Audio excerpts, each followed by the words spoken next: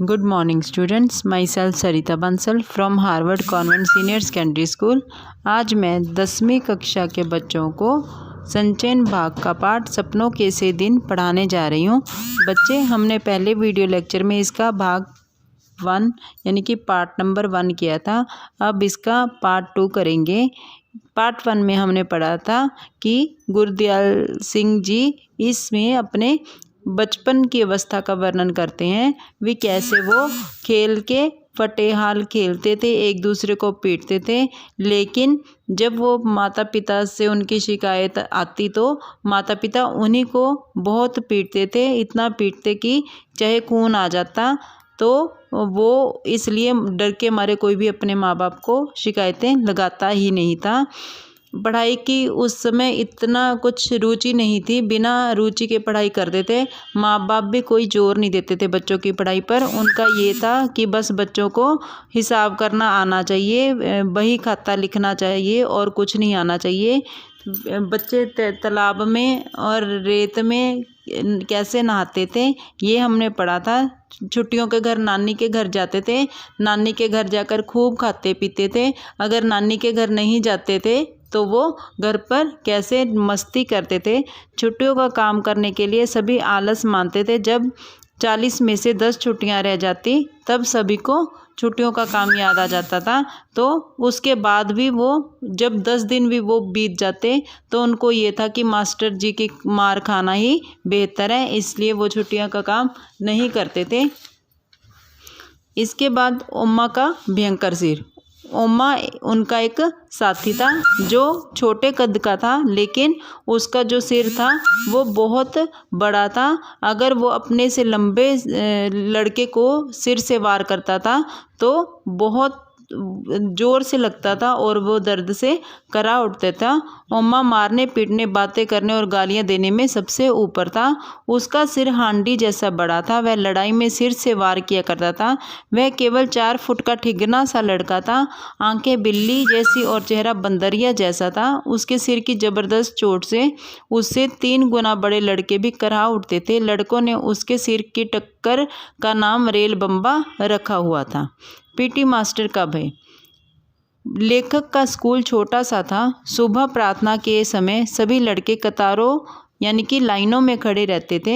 अध्यापक भी एक जगह कतार बांधकर उनके पीछे खड़े रहते थे, परंतु पीटी मास्टर प्रीतम चंद लड़कों को की कतार ठीक कराने का काम करते थे। लड़के उनसे बहुत भयभीत रहते थे। सभी लड़के पहले और आखिरी लड़के को देखकर सीधी कतारें बनाते थे और बीच का अंतर भी बराबर रखते थे। ज़रा भी किसी लड़के ने कतार तोड़ी या खुजली की तो प्रीतम चंद उस पर बाज की तरह झपट पड़ते थे। यानी कि जो उनके पीटी मास्टर थे वो बहुत सख्त स्वभाव के थे। उसके बाद हेडमास्टर मदन मोहन शर्मा स्वभाव में बहुत नरम और हंसमुख थे। वे अंग्रेजी पढ़ाते थे। गुस्से में वे अपनी आंखें झपकाने लगते थे और लड़कों के गालों पर हाथ की उल्टी उंगलियों से चपत लगाया करते थे। वह चपत उन्हें नमकीन पापड़ी जैसी मज़ेदार लगती थी, यानी कि वो बहुत नरम मिजाज के थे। पुरानी शाबाशी का मोह। बच्चे खुशी से स्कूल नहीं जाया करते थे, परंतु स्काउटिंग का अभ्यास कराते समय जब उन्हें रंगीन झंडियाँ हिलाने का मौका मिलता था तो बहुत मज़ा आता था। जब लड़के बिना गलती किए झंडियाँ फहराते थे तो पीटी मास्टर उन्हें शाबाशी दिया करते थे। उसे पाकर लड़कों को लगता था कि मानो उन्हें फौज का कोई तमगा जीत लिया हो। उन्हें पीटी की गुण शेष गुणों से भी अधिक मूल्यवान प्रतीत होती थी। पुरानी किताबों की बोरियत। लेखक को हर वर्ष नई पुस्तकों की बजाय पुरानी पुस्तकें मिला करती थी। हेडमास्टर शर्मा जी किसी धनाढ्य घर के बच्चों की किताबें लाकर उसे दे दिया करते थे। यदि उन्हें पैसे खर्च करने पड़ते तो शायद पढ़ाई 3री 4थी कक्षा में ही छूट जाती। उन दिनों कापियों, पेंसिलों, होल्डर या स्याही दवात पर मुश्किल से 7 भर में 1 रुपया खर्च होता था, परंतु उन दिनों 1 रुपये में 1 सेर घी आ जाया करता था, इसलिए केवल अमीरों के बच्चे पढ़ने जाया करते थे। लेखक अपने 2 परिवारों में पहला लड़का था जो पढ़ने जा रहा था।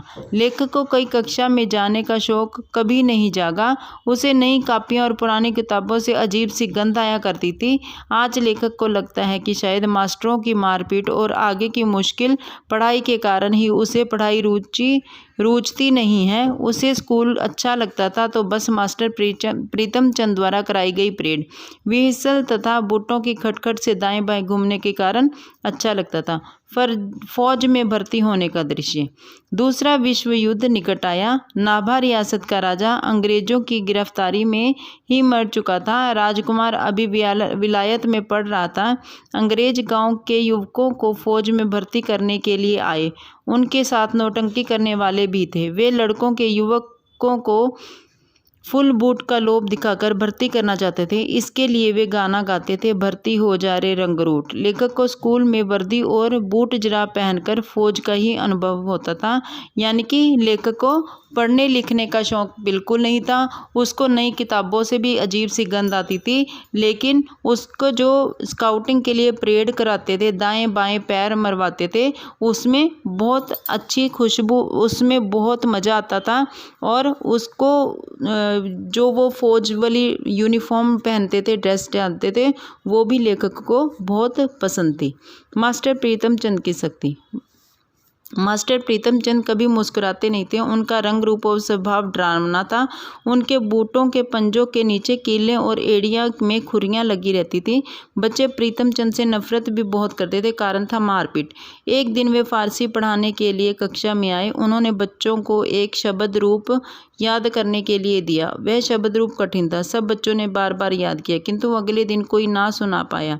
मास्टर जी ने सब लड़कों को कान पकड़ने के लिए कहा। सब ने मुर्गा बनकर कान पकड़े। मास्टर जी चीखे, पीठ ऊंची करो।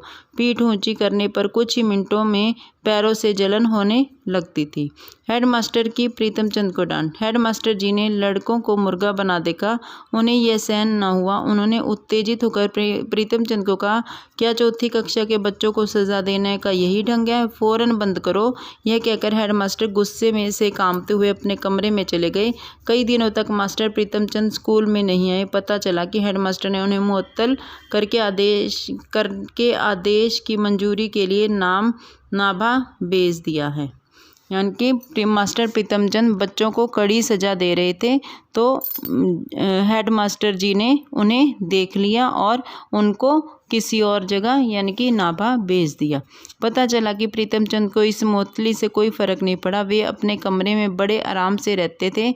उनके पास बड़ी कक्षाओं के लड़के उनका काम काज निपटाने जाते थे। उन्होंने बताया कि प्रीतम चंद तोते के पिंजरे में बंद तोते को बादाम की गिरी छिलकर खिलाते रहते थे और उससे बातें करते रहते थे। लेखक को हैरानी होती थी कि इतना कठोर मनुष्य तोते से मीठी बातें कैसे कर सकता है?